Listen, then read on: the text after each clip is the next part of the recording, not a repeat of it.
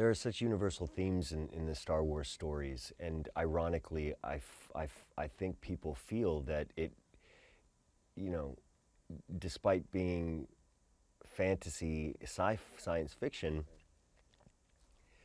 it reflects the world we actually live in its inclusiveness and diversity and conflict and themes of good against evil um, and so it's fascinating to experience that as a child, you know, to have your imagination so enriched by these stories, and then now as an adult to look back and rekindle my relationship to Star Wars, and in particular those Star Wars movies and the tone of this series, which I find is a little bit more Empire Strikes Back and a bit grittier and edgier Star Wars.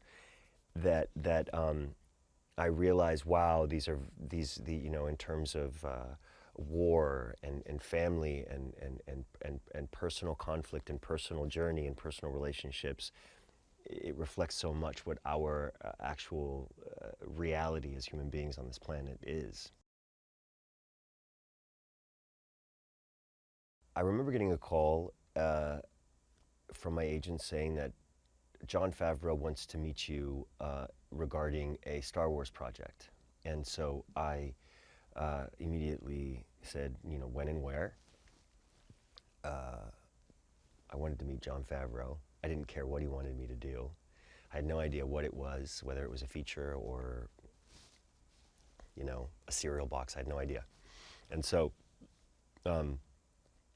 I go and I meet Jon at his office, and he invites me into this room that is basically, you know, corner to corner, covered in story illustrations of this project that he's working on. And there are all of these incredible images of a Mandalorian character.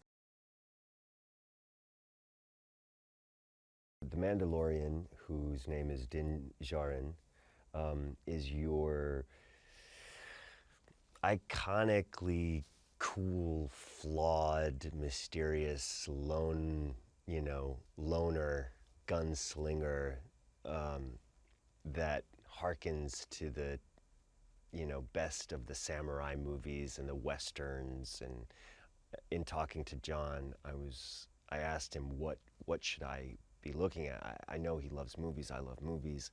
What would you like me to watch? I asked him, and he immediately brought up Sergio Leone and Akira Kurosawa, Yojimbo, and The Good, the Bad, and the Ugly. And so he's very samurai, Clint, and me, and just wedge me into those two iconic characters, because he's also what I love the opportunity to make him as human and as accessible as possible, which is strange to say because it's impossible to get to him because he's covered in armor from head to toe. And yet, the idea is that, you know, he's relatable. We're all kind of covered in our own armor, you know, and terrified of taking that armor off. And that's the thing that crosses him over into a character that we're all going to really want to follow.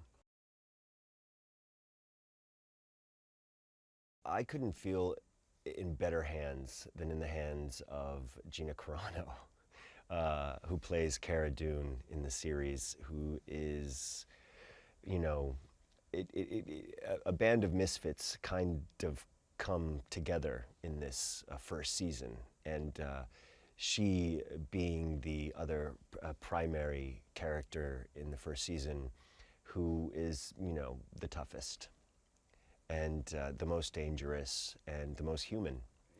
And she is also a survivor, a loner, and a reject. And you know how we draw to each other, us loners and rejects. And she's the one who can kick everybody's butt. We wouldn't be able to do this show without Dave Filoni. I think he is the truest lover of the material. We can all try to compete to his level of love, is just the best word for it, for the world of Star Wars. And we would all lose against him.